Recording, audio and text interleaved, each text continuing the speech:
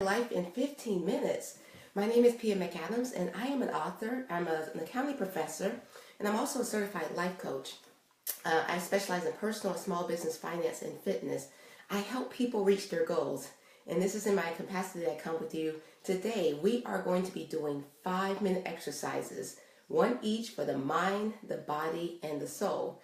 And the overall premise is this.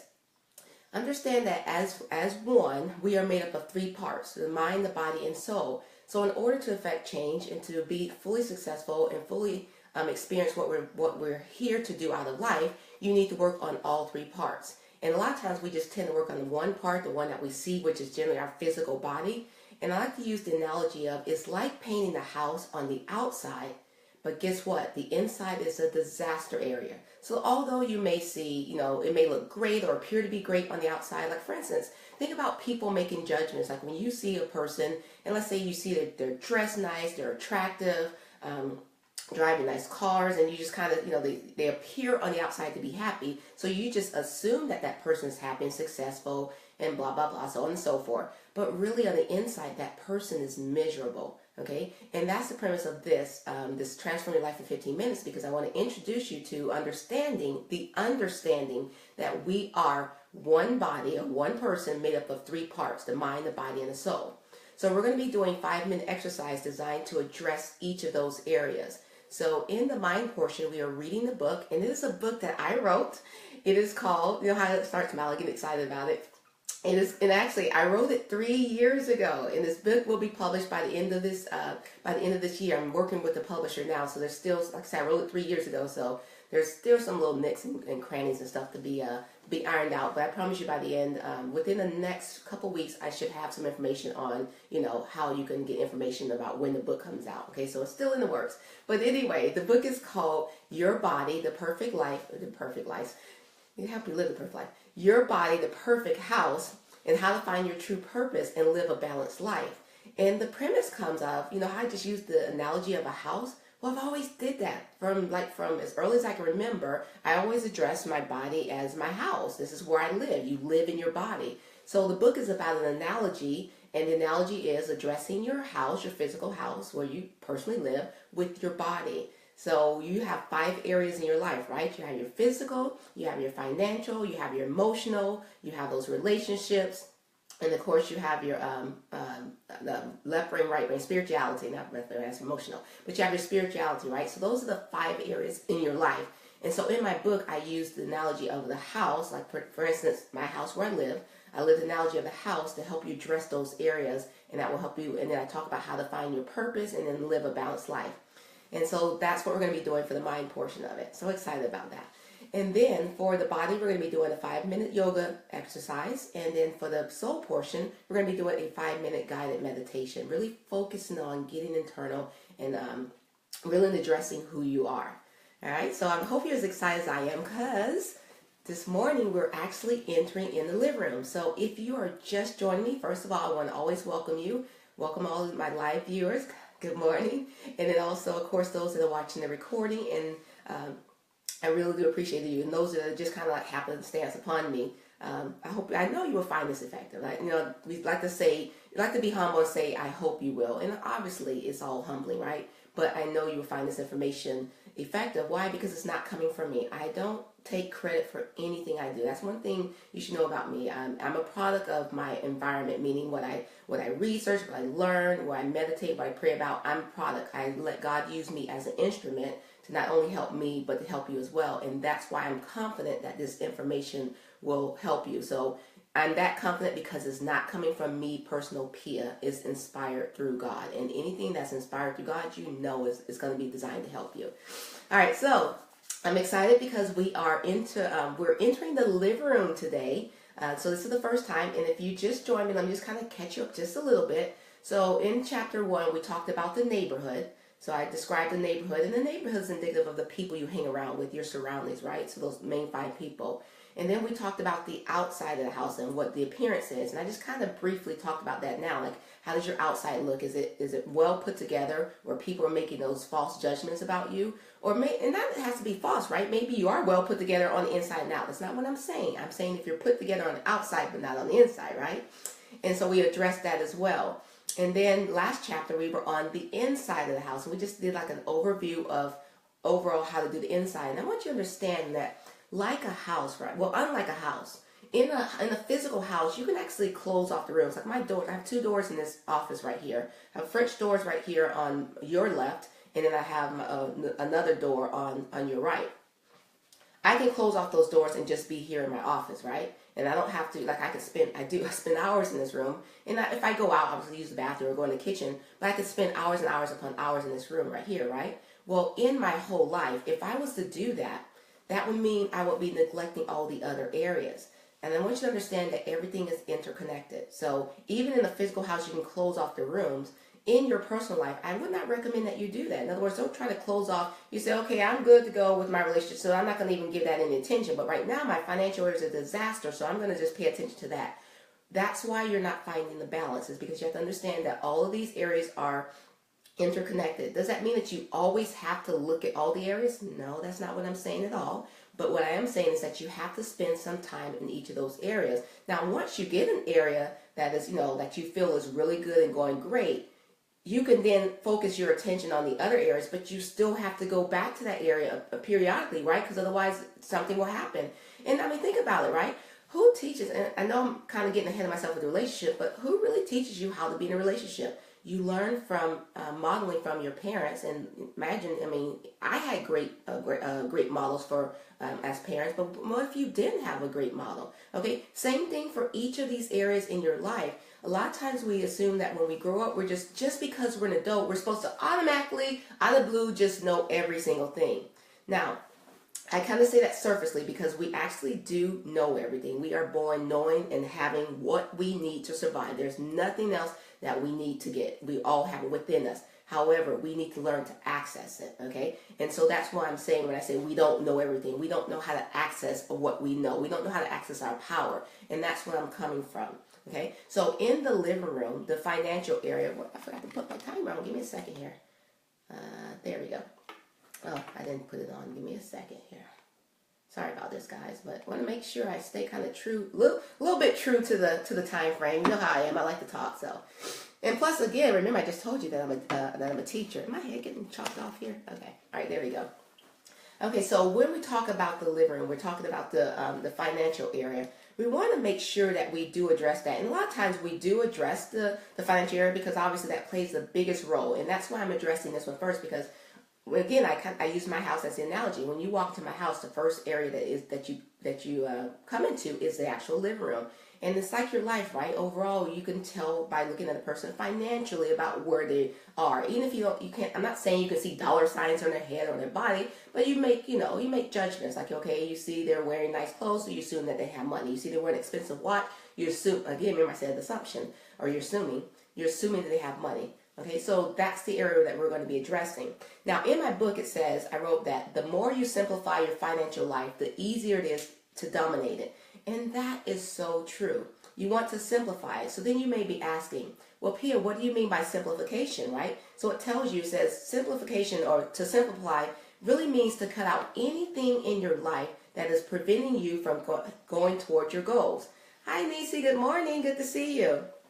And that's why I wanted to address just a little bit this morning and talk about your favorite word. What is it? When we talk about finances, what's your favorite word you hear? You love to hear you love to hear your financial planner talk about. Yep, I'm going to say it. It's a budget. You can call it whatever name you want, planning tool, whatever, right? Insert here. I love when my niece says, insert here.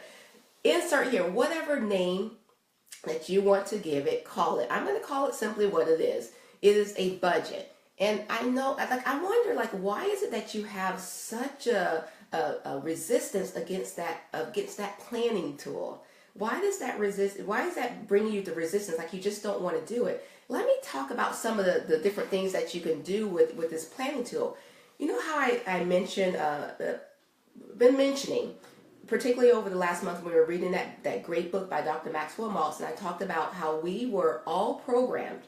God programmed us for success, okay? And if we feel like we're off balance, the analogy that was used in the book, which I absolutely love, is that you're imagine that you're like a bicycle, right? Or that life's like a bicycle. As long as it's moving forward, moving and towards something, then you're in balance. But imagine if you're in life and you feel kind of shaky. If you don't have goals or something to move or work toward, then guess what? You're just sitting still on the bike, and good luck with trying to balance that way. Okay, so we were actually programmed to not only be successful, but how we're being successful is because we should always be constantly moving toward something. And again, if you don't like the word goals, projects, insert here, right? You know what I'm saying. So, same thing with the budget. Why then, if you understand that conceptually, like again, we were programmed to be successful, and in order to be successful, we need to be moving towards something in life. You're moving toward a better job. You're moving toward a better person. You're moving toward, getting out of debt. You're moving towards something. If you can understand that conceptually, then why not understand or apply that same concept to all the areas in your life? So in other words, to help you move towards something financially, we call that a budget.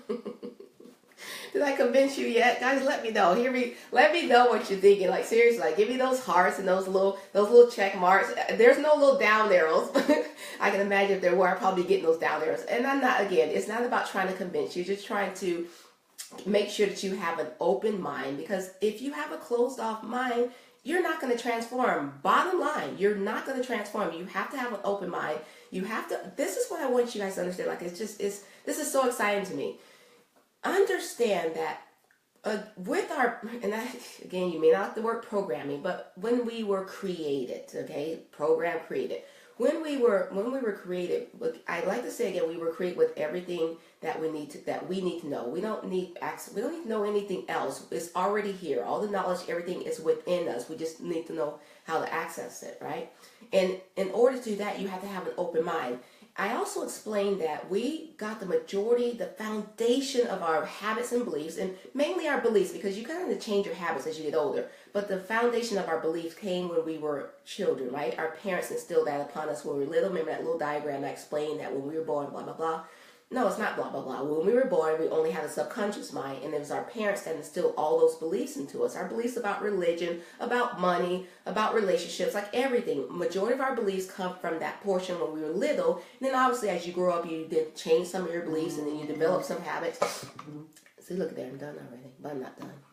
Give me a second. I want to change this little thing. But we have those habits and those beliefs that we developed when we were younger. So now I want you to understand that if those habits and those beliefs do not serve you at this point in your life, you can change them. Who says that you have to hold on to those beliefs that you've had just because you believed it? Because what is a belief? Does anybody know? Like seriously, what is a belief? A belief is just a thought that you think over and over again. It doesn't make it true. It's just a belief.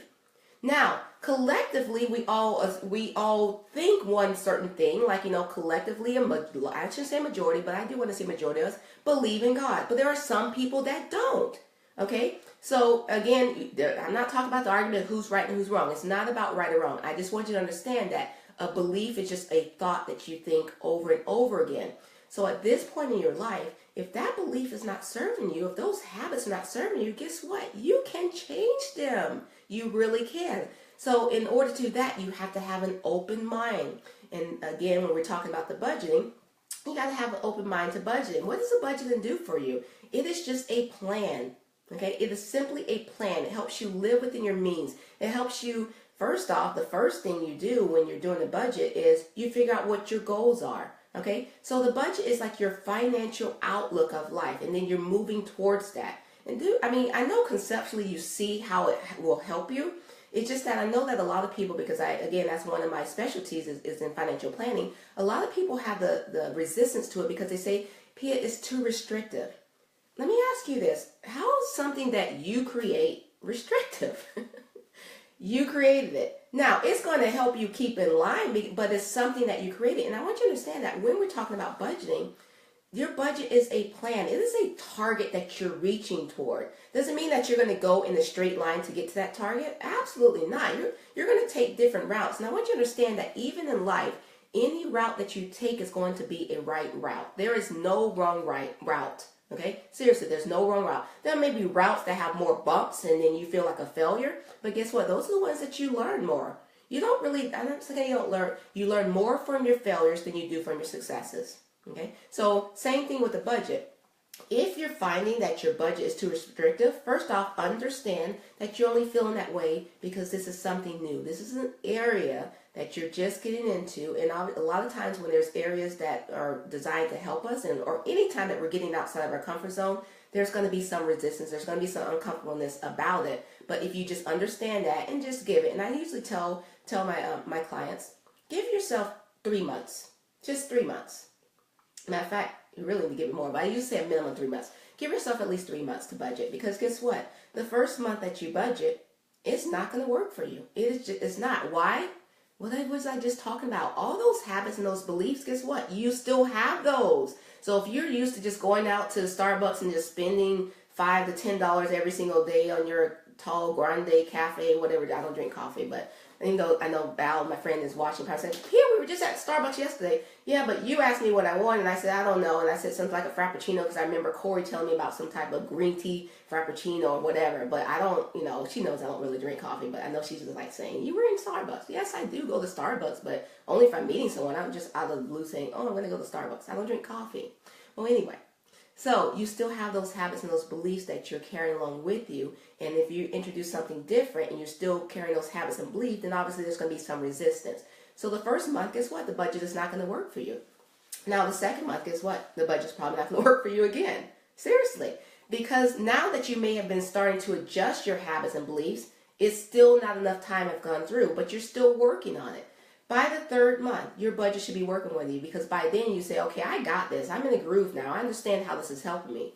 Okay, so that's the overall thing that you need to understand about the budget is, one, it is a financial tool that's going to help you, because you're going to be the one that's doing it. You're planning your budget. You're saying, where do I want to be in life? What are my financial goals? And remember, the finances play the biggest area in the majority of our lives, right? Because I know people, because I was raised, as a religious person. My dad was a Navy chaplain. He was a pastor, all of that. So I grew up in the church. And so I've heard the preachings of, money is the root of all evil. And guess what, guys? Those are beliefs that are imprinted in us, okay? Money is not the root of all evil. It is not.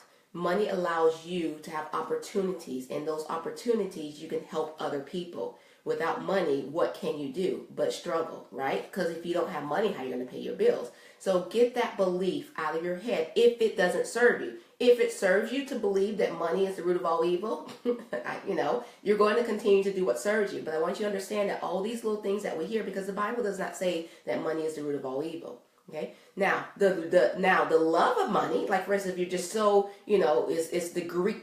Sorry, the greed, what has to do with money, that's a totally different thing, but that's not what I said. I said money is the root of all evil. Money is not the root of all evil. That is just a belief that we have.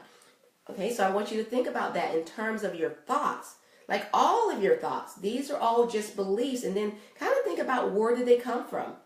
And even if you, like for instance, for me, I don't even go that far. I don't think about where the beliefs came from per se, unless it's something that's really, really ingrained in me and I'm having a hard time changing. Then I want to go back to figure out why that happened. Otherwise, I just think, like I just thought of something I just said, and I said, you know what, that really doesn't serve me, so I'm not going to say it anymore because I don't believe it.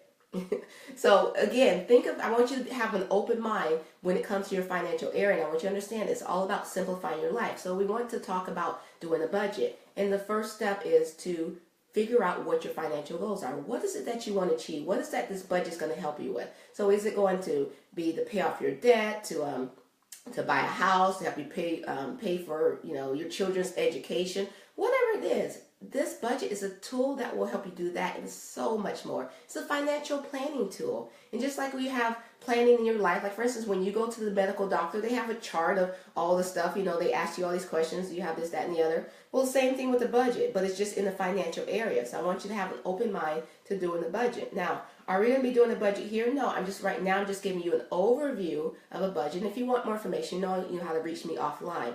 But again, I just want you to understand that in our financial area, let me ask you this.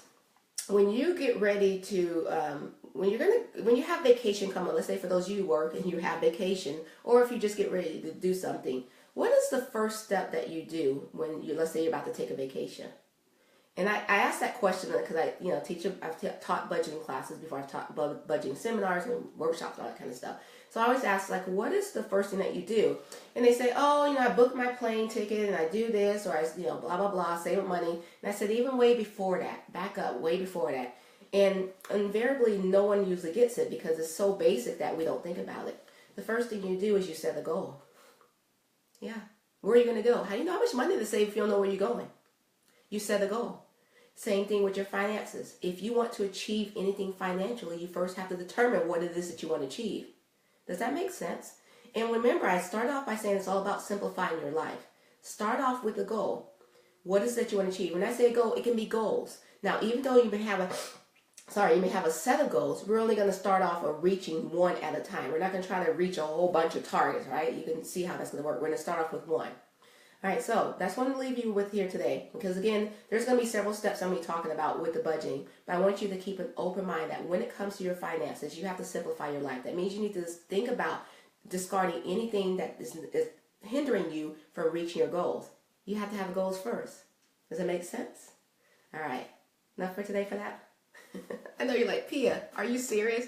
You're talking about budgeting, like bringing 6 o'clock or in your time zone, 9 o'clock in the morning? Yes, I'm talking about it. Why? Because guess what? You're going to work. Why are you going to work? To make money. Does it make sense? All right, so let's go ahead and move on. Sorry, I got to do my little transition. I almost forgot my phone. I just get so excited about what I'm talking about, especially when we're talking about this budgeting, guys. Like, seriously, I can talk about that for hours and hours because it's that important, because I know it's something that helps you and is a tool that I use when I'm coaching clients to help them reach their financial goals. And then, like I said, after the 3rd month of budgeting, guess what? It now becomes like a habit. It's a new habit that you've kind of instilled in yourself, and then it's no longer a problem. And I say no longer a problem, I shouldn't really say that. That's a belief. That's a habit. That's just me talking. No, it still can be a problem because it's a target, right? And things come up. Life happens. But the main thing to understand is that it is not something set in stone. It's not something that you do one time and that is it. You revisit your budget monthly and you say, okay, is this working for me? If it doesn't work for you, then you change it. Another thing that I kind of want you to understand before I go on to the yoga is when I say certain things like we're all interconnected, I want you to understand that when God does something, he does it in its totality, right? So in other words, if you look around you and you look at the sky and the ocean and the trees, everything is connected, right? The tree is connected to the ground with the earth. The sky is all around us.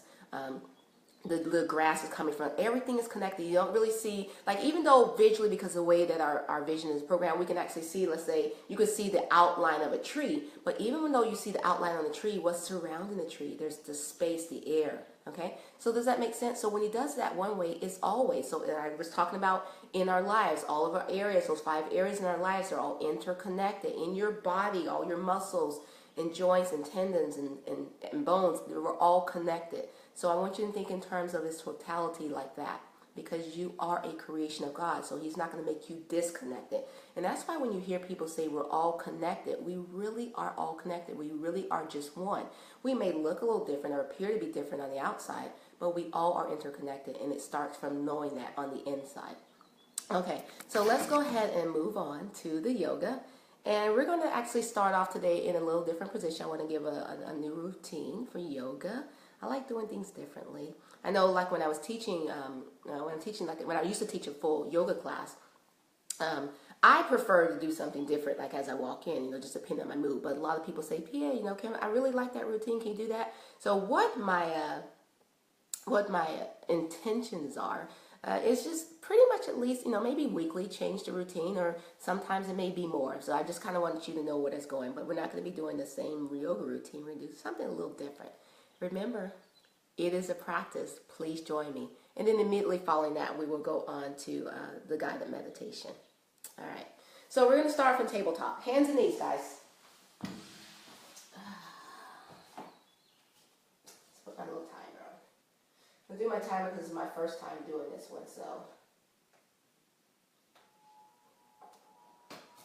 All right, so when I say your hands and knees, I want your palms directly underneath your shoulders, and I want your knees directly underneath your hips.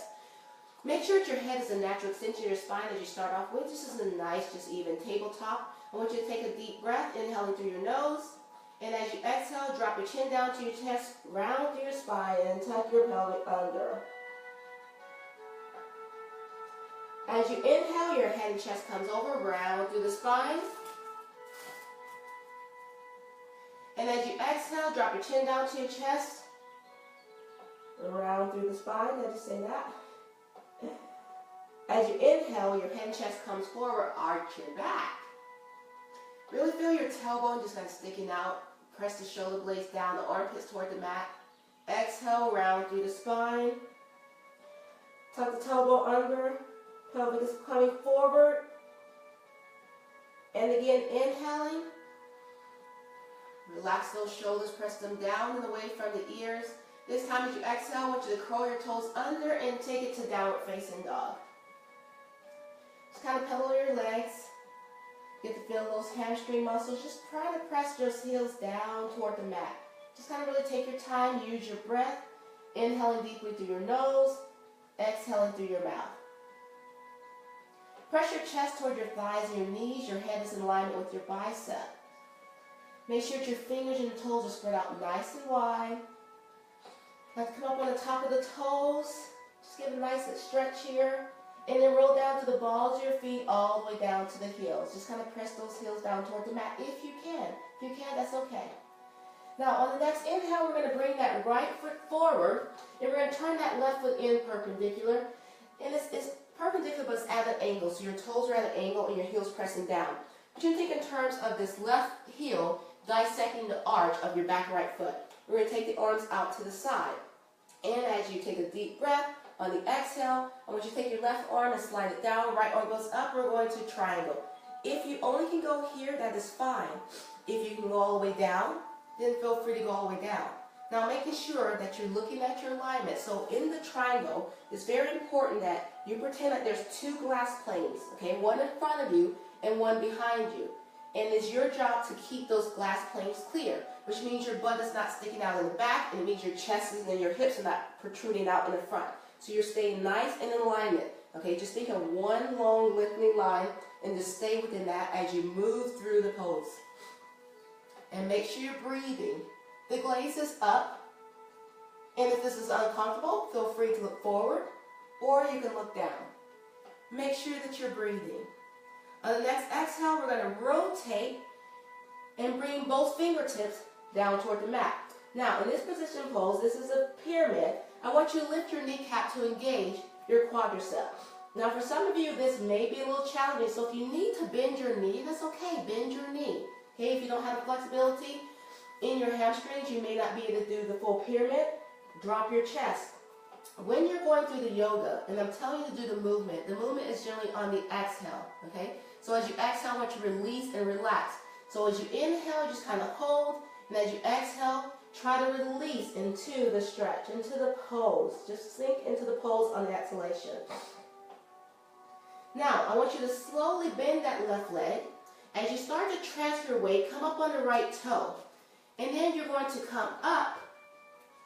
And again, as you start to find the balance, you may be wavering, which is okay. To start off with, you're going to take your hands to the back. I can't bring my hands to the front because the door is here. All right, so you're going to take your hands to the back. When we're doing the balancing pose, this is Virabhadrasana 3, Warrior 3. I want you to find one spot in the middle of the floor and just concentrate on that spot, and that will help you with your balance. Okay, so you can take your arms out to the back. You can also take your arms out to the side, or you can bring your arms in the front. Now slowly return your weight back to that back foot by bending the knee. Place the palms down directly underneath your shoulders and take it back to downward facing dog and pedal your legs. Now remember, when we're doing the balancing pose, be patient with yourself. If you don't have the balance, you will do it over time. Also be patient with yourself if your balance is better on one side than the other. Remember, yoga is not a practice. You got to be patient with yourself. Come up on those toes. Roll down through. And on the next exhale, bring that right foot forward. There we go. Turn that left foot in so that the heel, that your arch can, heel can dissect the arch. Extend the arm. Take a nice deep breath. As you exhale, lean as far forward as you can. Okay, that will help you. Then place your hand down. and then the opposite arm goes up. Again, your gaze is up, forward, or down, depending on what it feels like to your neck. Make sure that you're breathing. It's on the exhale that you're doing any movements. And you're thinking in mind the glass plane. Now the next exhalation, bring the fingertips toward the mat, rotate your hips so that it's square.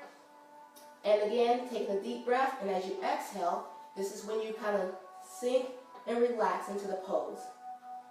Now this is my tighter side right here, because I really feel this in my hamstring. So I'm directing my breath to my hamstring to loosen up that muscle. But again, if it's too much, like you don't want to overstretch, feel free to bend your knee, okay? Just kind of hold this, a couple more breaths. And then I want you to start to bend that right knee, come up on the toe, and you're going to start to transfer your weight, and we're going to take it to Virabhadrasana 2 or 3, Warrior 3. And again, what you need, find that spot, and if you need to lower the back leg, that will help you. Like for instance, if this is where you are, that's fine. If you can go all the way up, then go all the way up. And breathe, just focus on that spot. I'm about to fall here talking. All right, then slowly release it down, take it back to the child, downward facing dog. Go ahead and pedal your legs.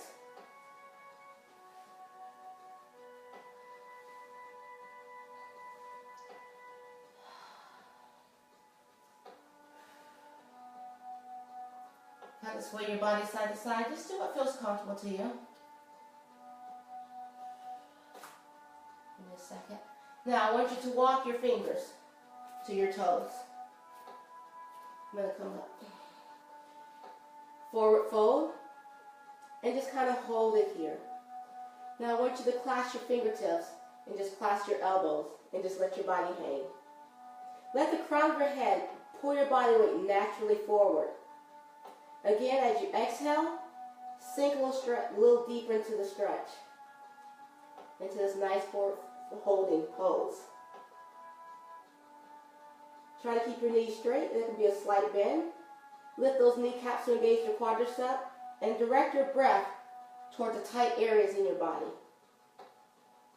Now slowly release your fingertips down toward the mat, and then round up one vertebrae at a time. Rotate your shoulders back, making sure that your head is the last to rise. All right, go ahead and take a deep breath, inhaling. And as you exhale, dive your body forward. This time I want you to place your palms down. Take your feet out nice and wide into a squatting position. You're going to use your elbows to push out on those thighs. Bring those palms in together. As you exhale, lower your forehead down. Again, use a little pressure on those elbows to push out on those thighs. Open up those hip joints, those hip flexors.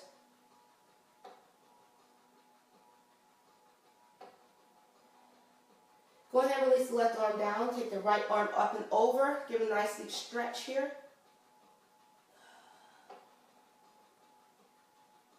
And then replace. Opposite arm comes down. Opposite arm comes up and over.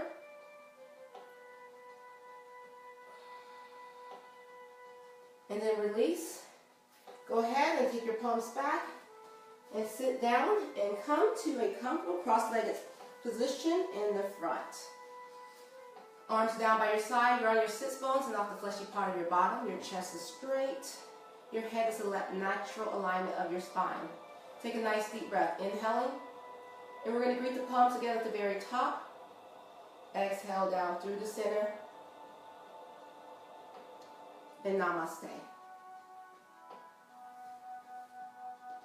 All right, moving on to the meditation.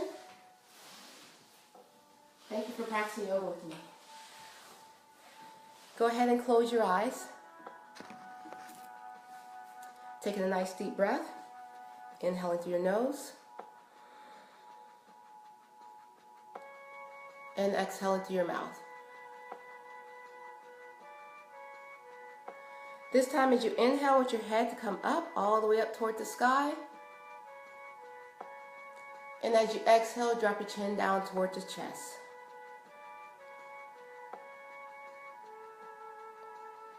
Again, inhale, all the way up toward the sky.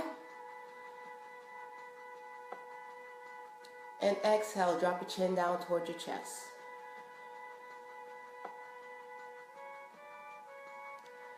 One more time, inhale, hand and chest comes all the way up to the sky.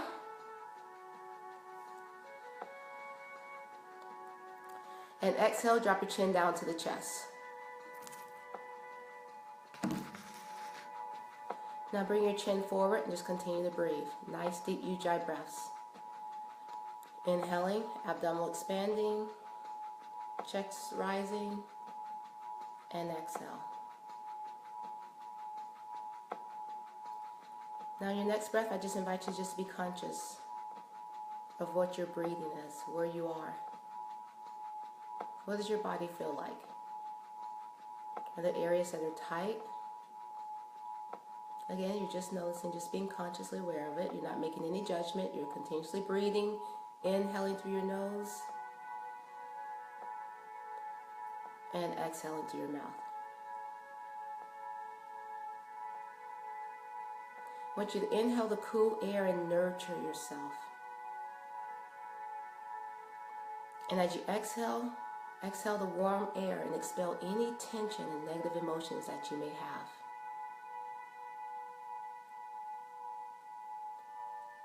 Continue breathing.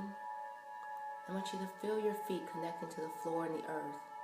Even if they're not fully planted, and if you're sitting down, just imagine that your feet are connected to the earth.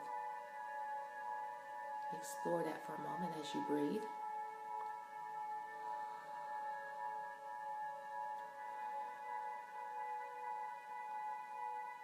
On the next exhale, just kind of gently correct your posture so that your head goes up to the sky again.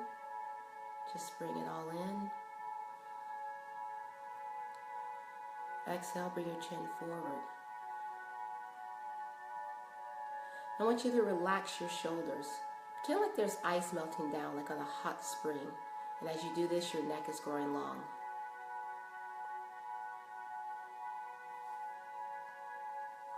I want you to relax your forehead. Relax your eyes, your jaws, your cheeks, your chin. Just continue to relax, taking a nice deep breath, inhaling through your nose, and exhaling through your mouth.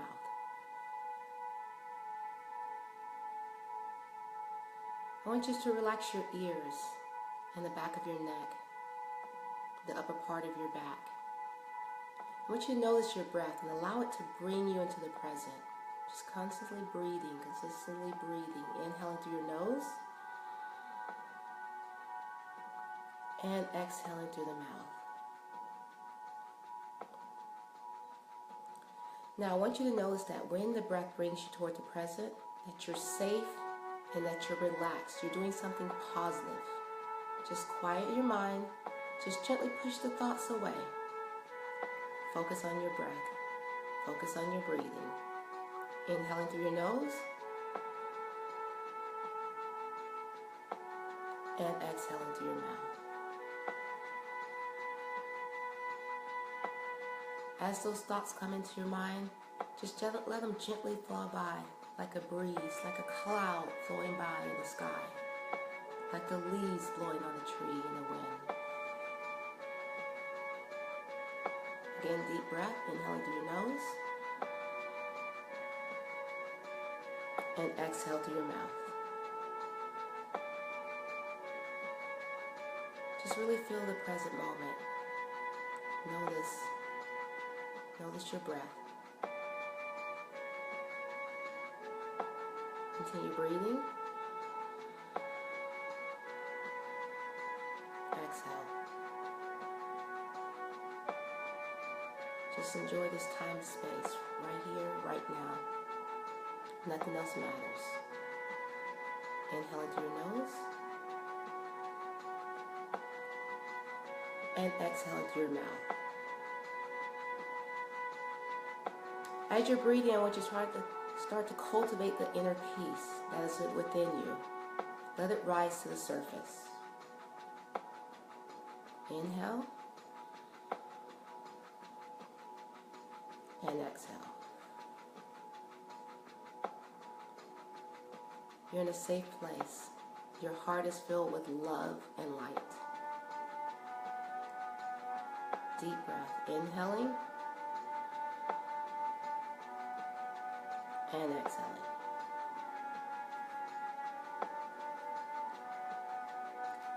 Again, take a nice deep breath, inhaling through your nose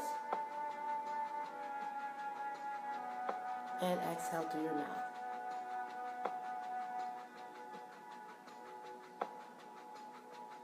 One more time, deep breath, inhaling through your nose and exhale through your mouth. I invite you to open your eyes. And thank you for taking this time, this moment, and sharing it with me. Release, relax, return refreshed and calm. You've done something good for yourself today. All right, so thank you. Thank you so much for practicing with me. Thank you so much for inviting me into your home. And I invite you to share this. If this is information that is doing you some good, share it with others, because remember, we're all here. We're all interconnected. We're all here to help us find our true purpose. And that's my intention, so please share this. Now, I was trying to remember what the word was for the day, and I literally cannot remember what the word is. It's written down. So what I'll have to do again, of course, is you'll see it in my posting, but I'll write it in the word of the day in the comments. You guys have a great day, and I will see you tomorrow. Bye.